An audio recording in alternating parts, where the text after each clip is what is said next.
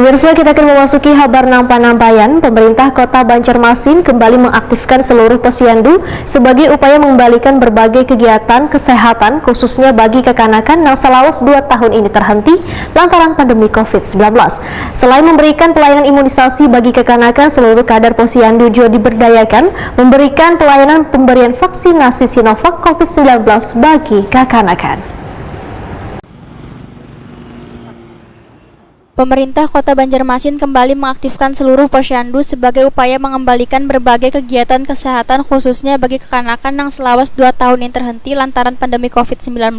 Selain memberikan pelayanan imunisasi bagi kekanakan, seluruh kader posyandu juga diberdayakan untuk memberikan pelayanan pemberian vaksinasi Sinovac COVID-19 bagi kekanakan. Demikian dipadahkan Kepala Dinas Kesehatan Banjarmasin, Dr. Mahli Riyadi SHMH Wahdi Takuni Prima TV jelang kemarin Senin 8 November 2021. Menurut Mahli Riyadi, sebelumnya Badan Pengawas Obat Tuan Makanan telah menyetujui penggunaan vaksin Sinovac untuk anak berumur 6 hingga 11 tahun. Mahli Riyadi menyatakan dalam pelayanan di posyandu nanti, kader akan memberikan arahan dan sosialisasi terkait vaksinasi bagi kekanakan sesuai umur yang telah ditentukan. Cepat upaya vaksinasi. Yang kedua, seiring dengan kebijakan pemerintah pusat bahwa sasaran target vaksinasi bertambah, yaitu usia anak mulai dari 6 tahun. Nah, oleh karena itu yang ini nantinya akan kita laksanakan di posyandu-posyandu selain di sekolah-sekolah.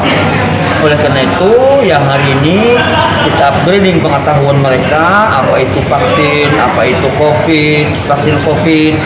Nah, karena yang akan nantinya memfasilitasi para anak-anak ini adalah kader-kader posyandu ini. Dengan itu hari ini dikumpulkan dalam rangka percepatan ya vaksinasi di Banjarmasin. Kita pengen untuk cepat-cepat mewujudkan kekebalan kelompok di Kota Banjarmasin.